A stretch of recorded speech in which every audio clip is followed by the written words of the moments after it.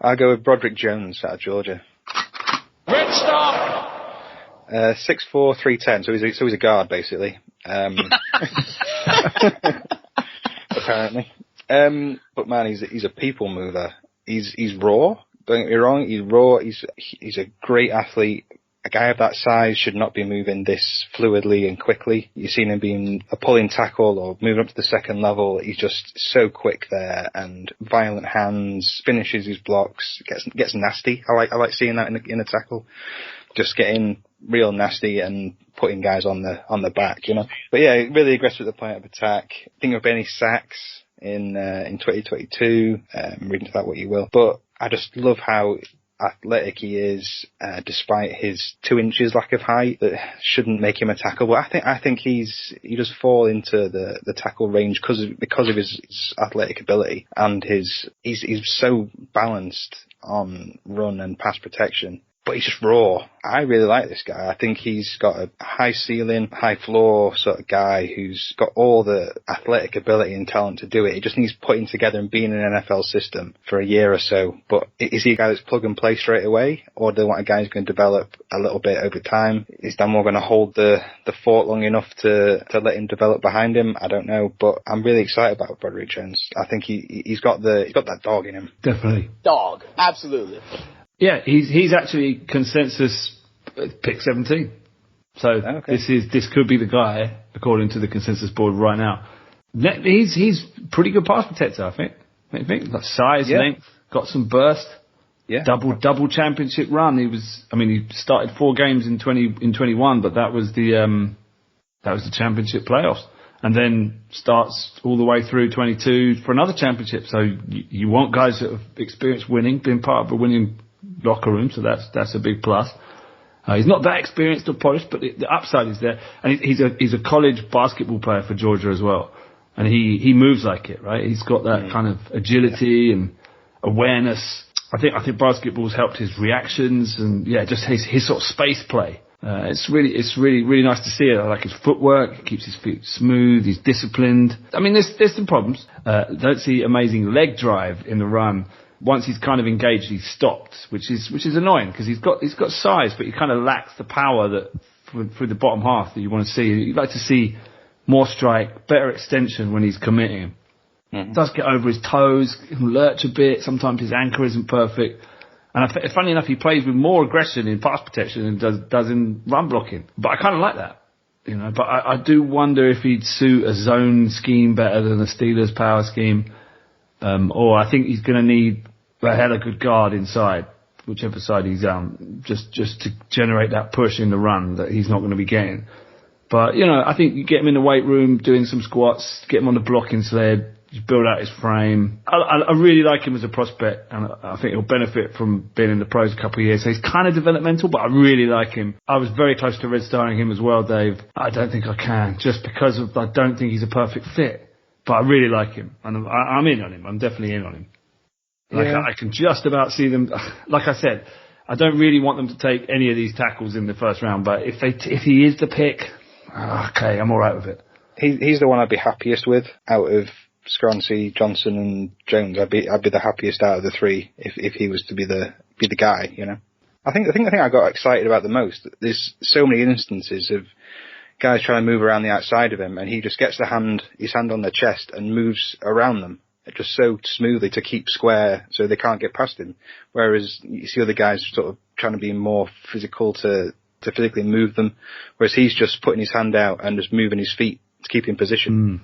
You know, that really impressed me, that he's not just relying on physical strength. He's got the agility, particularly lateral agility, to just keep between.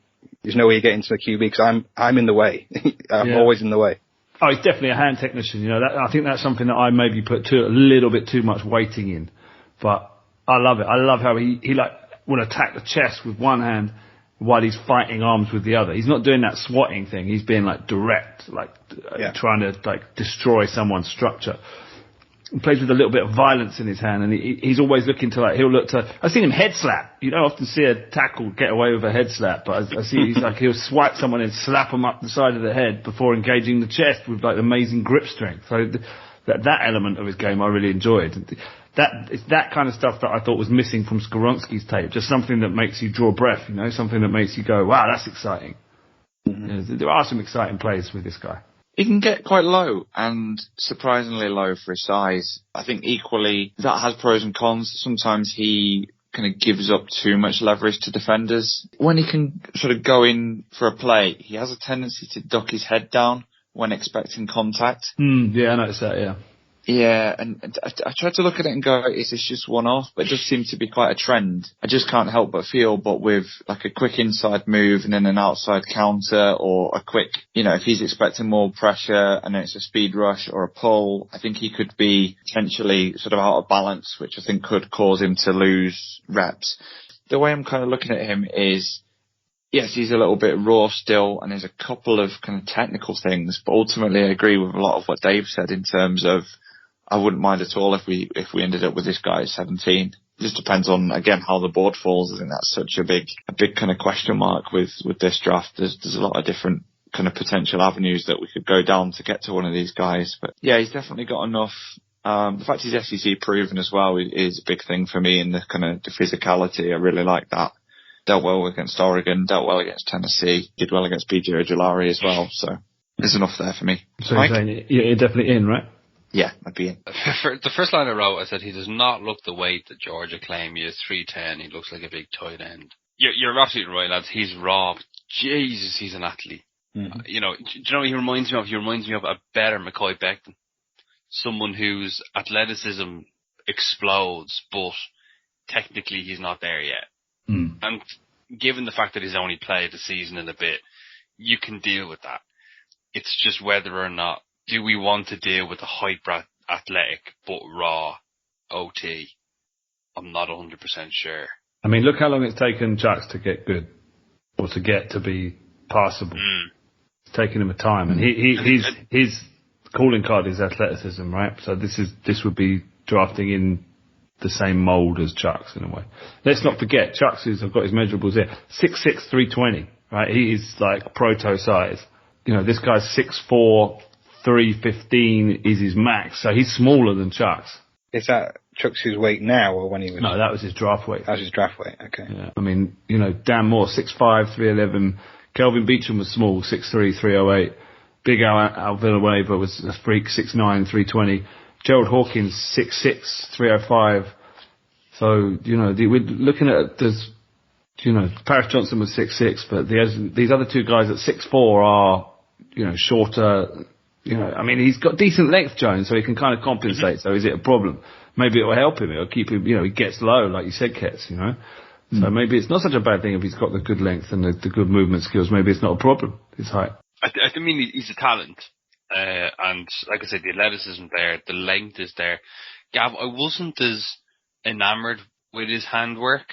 I think the strength is there. I just think the accuracy and the placement needs to improve a little bit. Sometimes I felt like he threw them in a bit wild.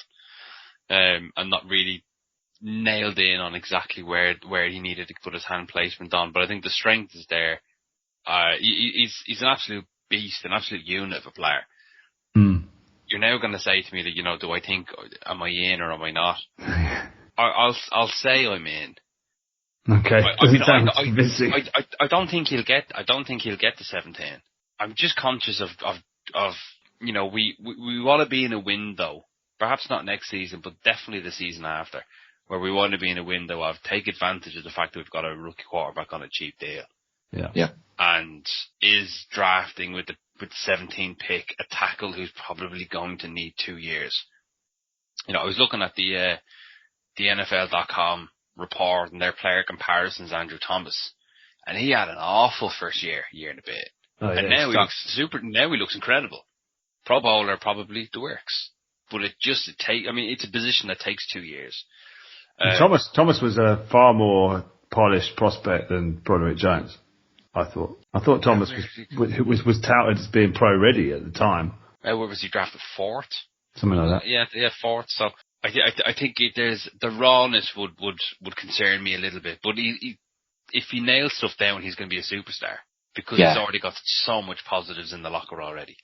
Just needs to get down to some serious coaching. Like if he went to a team that had a solid, can you imagine if we'd taken him a few years ago with Mike Munchak? God. Yeah. Sure. Sign him up now. Does he have the highest ceiling of any of these guys? Possibly. With his movement. That's elite. His movement is elite. That's special. Yeah. So he becomes a basketball player out there. It's crazy to see it, his size and weight and how he moves. I mean, that is special. I'm going to use the line I've used before, and I'm going to compare him to Devonta Smith, and he can tie his shoelaces standing up. This boy is long. Mm-hmm. Are you in or out, Gav? I was in. I'm kind of like, I don't want them to go with this guy at 17, but if they do, I wouldn't hate it. But I wouldn't. I'm begrudgingly in. I wouldn't make the pick myself. I'd go probably corner or somewhere else, D-line. But so, gentlemen, we are begrudgingly consensus in. Indeed.